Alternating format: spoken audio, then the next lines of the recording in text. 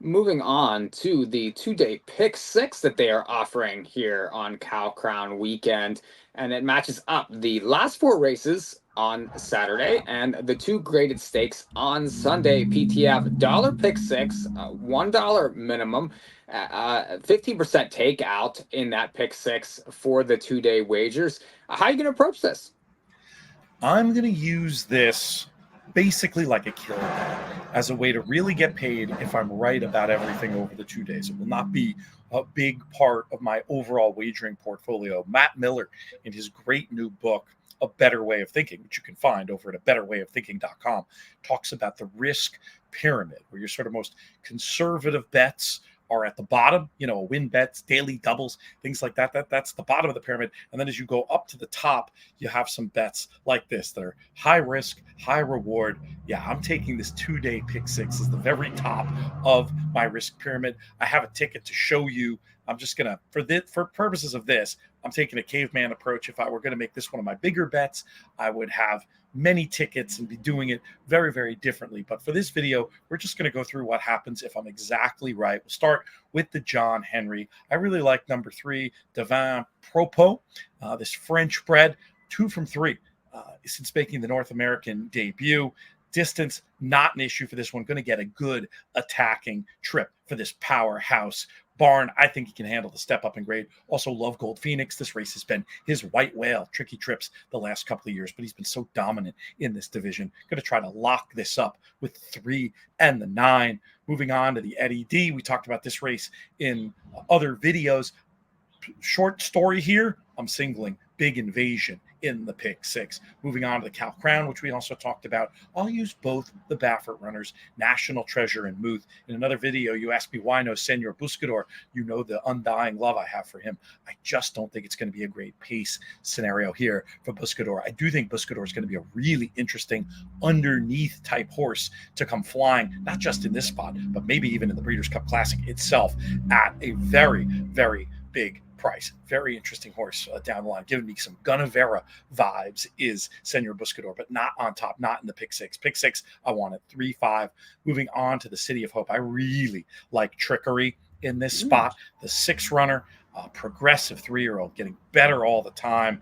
I really think this horse is going to get a great trip on buyers. Not as fast as Johannes, but my questions about that one, which I'll get to, and this one's improving profile. I think he can bridge the gap and get the W. No trickery required. Johannes, very obvious, heavy favorite in the spot, then imperious in victory at similar levels, and should be able to get a good trip. What's my issue? My issue is that as much of an edge as this horse has on the buyers, on some other speed figure things I look at, including time form, the gap just isn't as big as the buyer's figures suggest. So a clear A, but for that reason, not my top pick. And gosh, if that morning line 8-1 on Trickery is even close to right, Trickery might be one of my bets of the weekend in the City of Hope, race number 10 on Saturday. We talked about the other races in other videos. So for me, in the Zenyatta, in this spot, going to really take a stand with number 5. And that's Desert Dawn. Really like Desert Dawn here.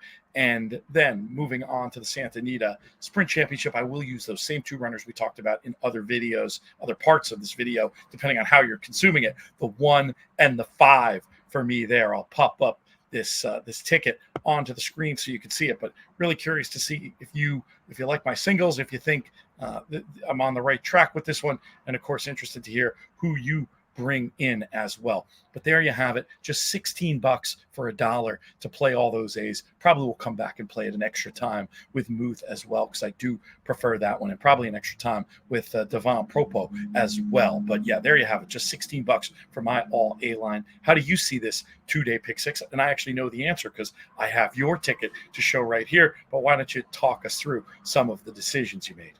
Yeah, a little different here. I do think Balnikov needs to be used. Now, he's the only horse that's in line for that big bonus that First is offering for to win these 3 big turf races. Well, he won the dinner party, albeit in a bog at Pimlico in May.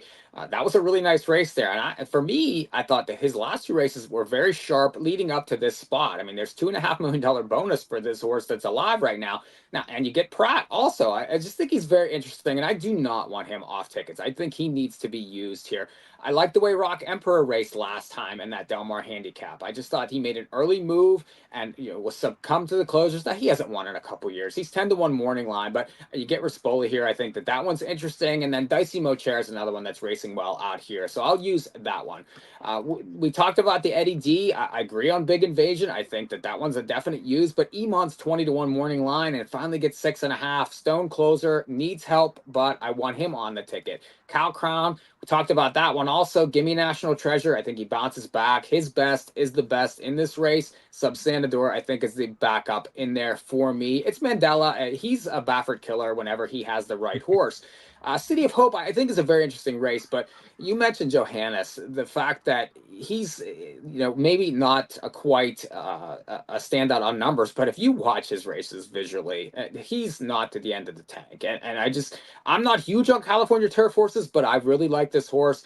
I think that he's better than all these horses, and they're not to the bottom of him yet. He would be someone, a California horse, I might be interested in the Breeders' Cup. That's how good I think he is this year. So give me Johannes by himself there in the City of Hope.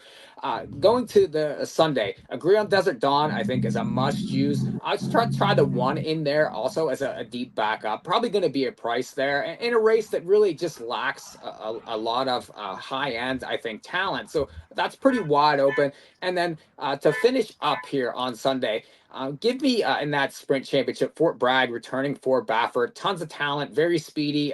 Bombed in the Malibu, but I think has a big chance here. Just better than these horses stepping up. And then Straight No Chaser. If you remember back last year at Pimlico, that Maryland Splint just ran a hole in the wind in that spot. So I think he needs to be used. His speed is very dangerous. If he's back to himself, 1-5 to finish that pick six. It's $48. I do spread out a little there on a caveman ticket, but not crazy expensive. Lots of big prices in there. Lean heavily on Johannes, though. I really don't think that horse gets beat this weekend.